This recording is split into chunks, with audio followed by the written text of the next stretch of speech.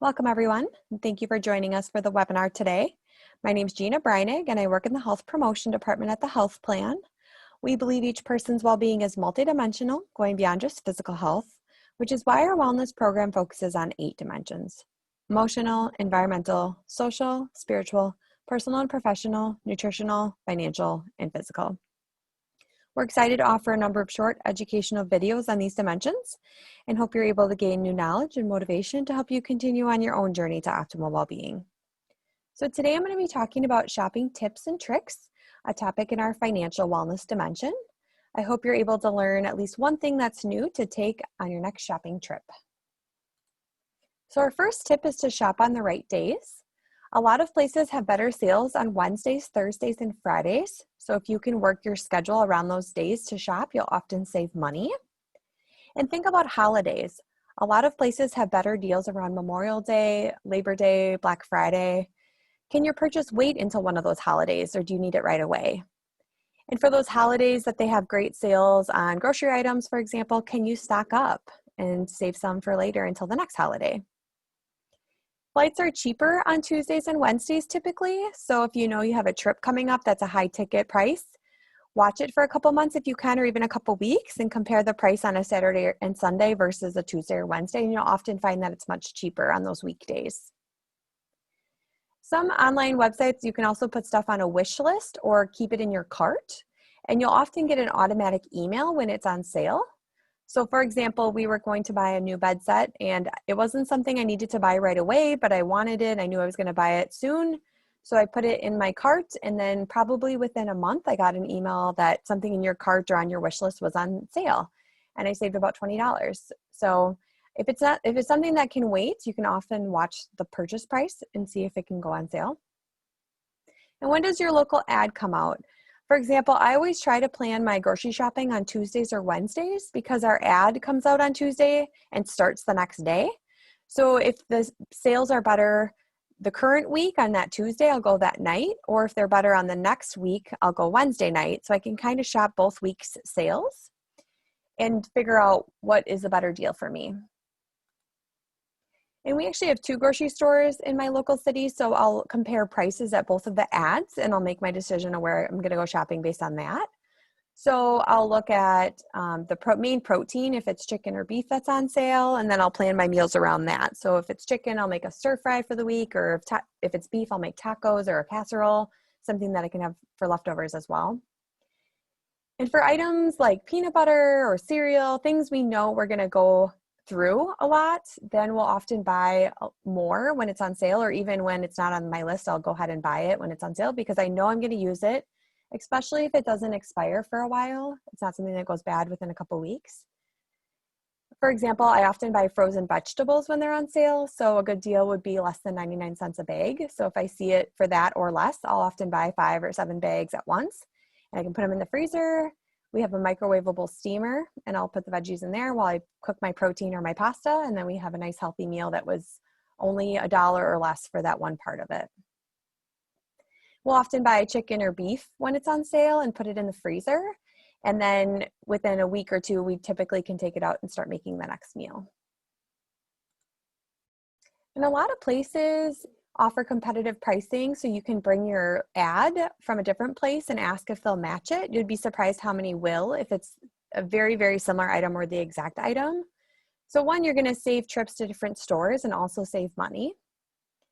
And if you're buying perishable items, try to grab from the back of the shelf. So if you're not one that goes through milk very quick, can you grab a gallon that's a couple rows back, and maybe you get a couple extra days on the expiration date out of it?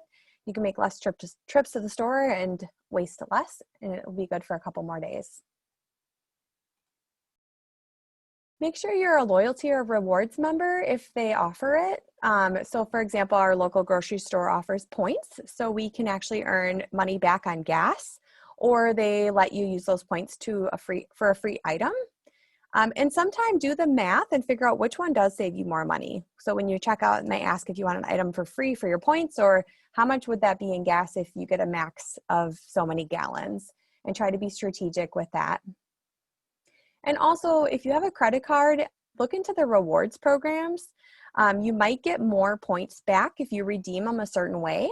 So for example, I know on my credit card, if I credit my account, I get about half as much in points than if I order a gift card. And yeah, I have to wait probably a week or two for it to come in the mail, but I get the full value then. So be strategic with your rewards points and do some research with what credit card or what store has the best rewards.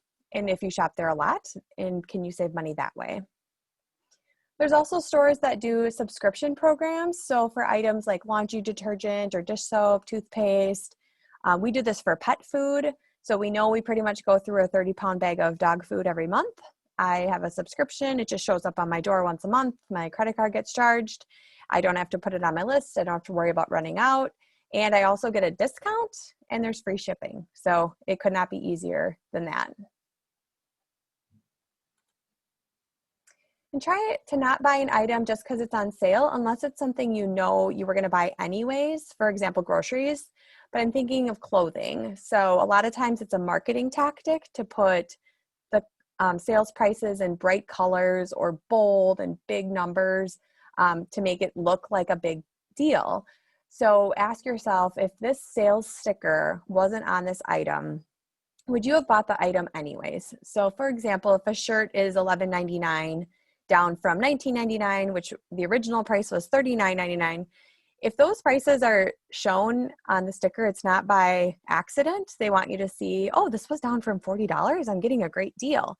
So just keep in mind that they're doing that on purpose, and ask yourself, if this was really $11.99 as the original ticket item, would I have purchased it? And my grandpa always said, well, if you save that money, where is it? And it's a good point. So we're not actually saving money if we're spending more on something we really didn't plan on buying. So just remember that even though you saved 30, did you really save 30 or did you spend 12? And check store brand products too. So for example, at the grocery store, if ketchup's on sale, they have a big sticker, the numbers are big.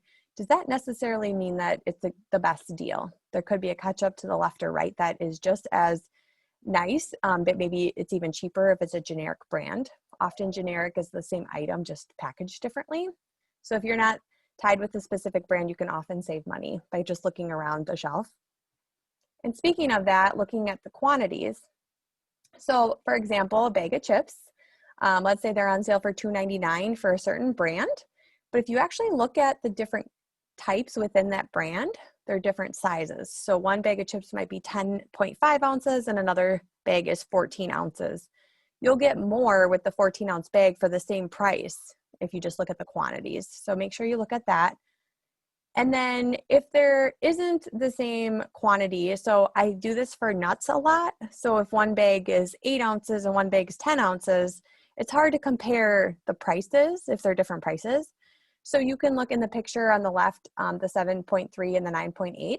Look at the price per unit or the price per ounce. So even though the bags are different sizes, I can actually look at how much they're pricing it per ounce to get a ratio, like the comparing apples to apples price. So sometimes it's not always best to buy in bulk. Maybe the biggest bag of nuts is, that 9.8 ounce per ounce. And then the smaller bags are 7.3. Well, then it makes more sense by ounce to buy 2 small bags versus 1 large bag. And I also do this for things like diapers. I'll compare buying the bulk version of diapers versus the smaller box and whatever's cheaper. If you're even off a cent per diaper over 2 years, I've done the math, it'll save you $730. So try to figure out the per unit or per ounce price. And something I learned a long time ago, I don't remember from where, but was the cost per wear. So I often do this with clothes or shoes. If I'm going to buy something, will I wear it that many times? So for example, if it's $50 for a pair of shoes and I'm buying them for a wedding, am I going to really wear those 49 more times after this? So I think of how many times can I wear this for work? Can I do it? Can I wear this in the summer? Can I wear it in the winter? For example, if it's a short sleeve shirt, I'm more often to wear it because I can add a cardigan to it versus a very big bulky sweater that I'm probably only going to wear in the winter months. So think of this as $1 per wear. Am I going to wear it at least one time per dollar before it either wears itself, I get rid of it, I donate it, etc. That's been a really, really good tool for me when I want to buy a nicer shirt, but I know I'm going to wear it more.